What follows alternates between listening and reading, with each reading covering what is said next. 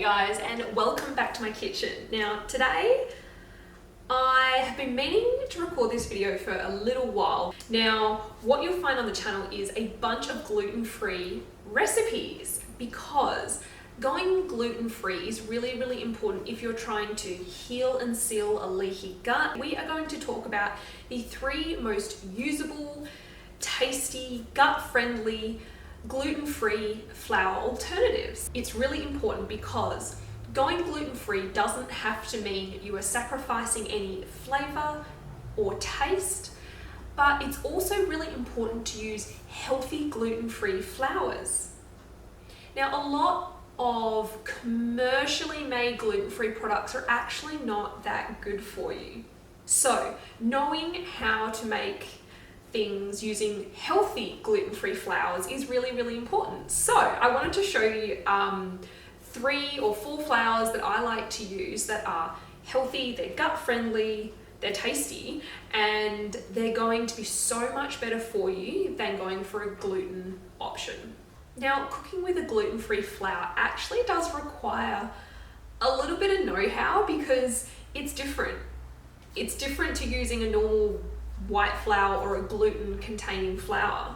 It acts differently because it doesn't contain the starches and the gel-like substance that gluten is. So actually knowing how to cook with gluten-free flours is really important too. So the 4 that I want to cover today is coconut flour, buckwheat flour, besan flour, which is actually known as chickpea flour, and also almond flour. Now, just for those of you that don't actually know what gluten is actually a protein that's found in wheat, barley, rye, and some other grains as well.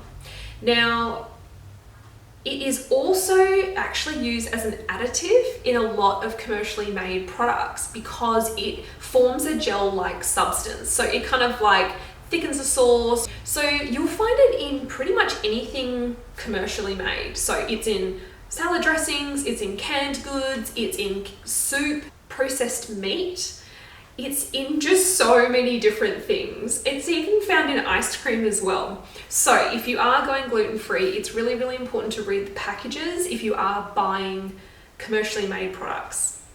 Now, the reason the gluten's bad is because gluten actually triggers zonulin production. Now, this is a chemical in the body that opens up the gut lining. Now, your gut is 1 cell thick.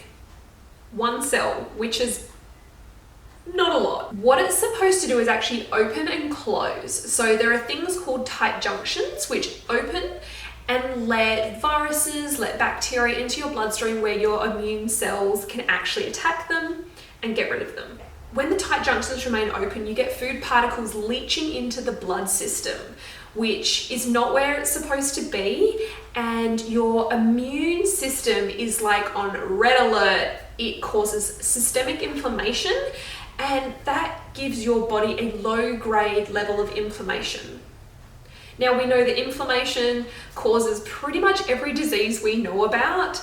I'm not going to list them all, but inflammation, heart disease, Alzheimer's, from autoimmune diseases, inflammation is going to be at the root cause of that.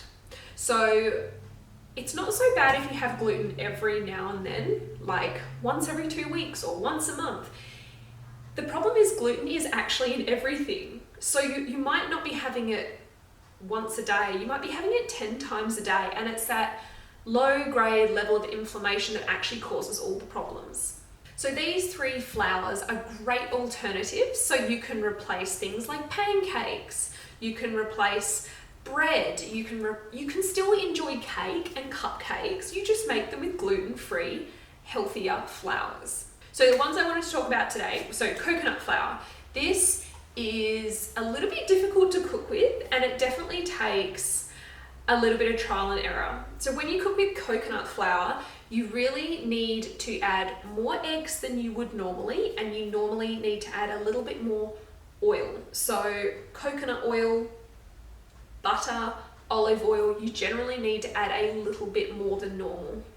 Now, coconut flour doesn't really have a lot of flavor, so it's really, really great to use in sweet baked goods like cupcakes or cakes. Now, I tend to use it a lot for a mug cake or savory to replace bread because it doesn't really have a lot of flavor, but it has a really, really nice spongy texture.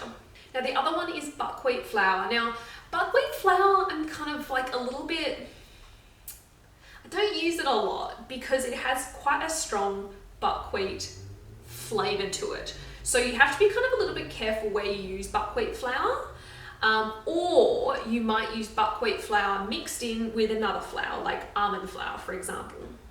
So buckwheat is actually a seed, so it's kind of like a pseudo grain, but it has this gel-like substance, so it acts really, really similar to normal white flour because it has a little bit more of a gel-like structure to it.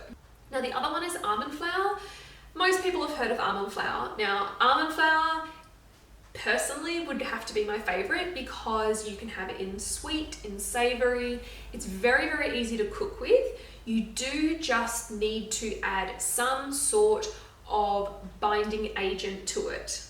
So I generally like to use tapioca flour or arrowroot flour. So you can't just use almond flour. You really need to be adding something to bind it together because it's very non-starchy, it's very low glycemic, it is a great flour, just learn how to use it. And the last one is besan or chickpea flour.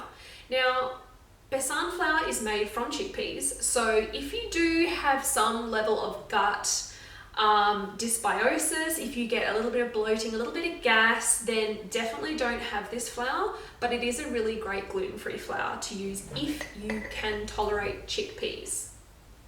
Now, chickpea flour is really high in protein, it's got lots of fiber to it, and it really will feed the beneficial bacteria in your gut. Now, I really love to use it for things like pancakes and flatbreads because it really does hold its shape without having to use a thickener or an additive to it.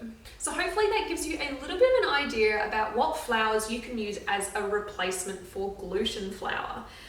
Gluten flour? For normal white flour.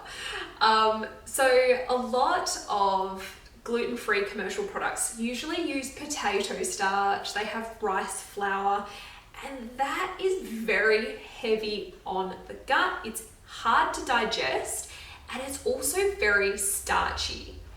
Now, the reason that's bad is because it can actually spike your blood sugar, but it can also feed the undesirable bacteria in your gut, which can lead to weight gain, and also it's, as I said, very hard to digest. So it can be very heavy on the gut, and it can really constipate a lot of people. So definitely steer away from those.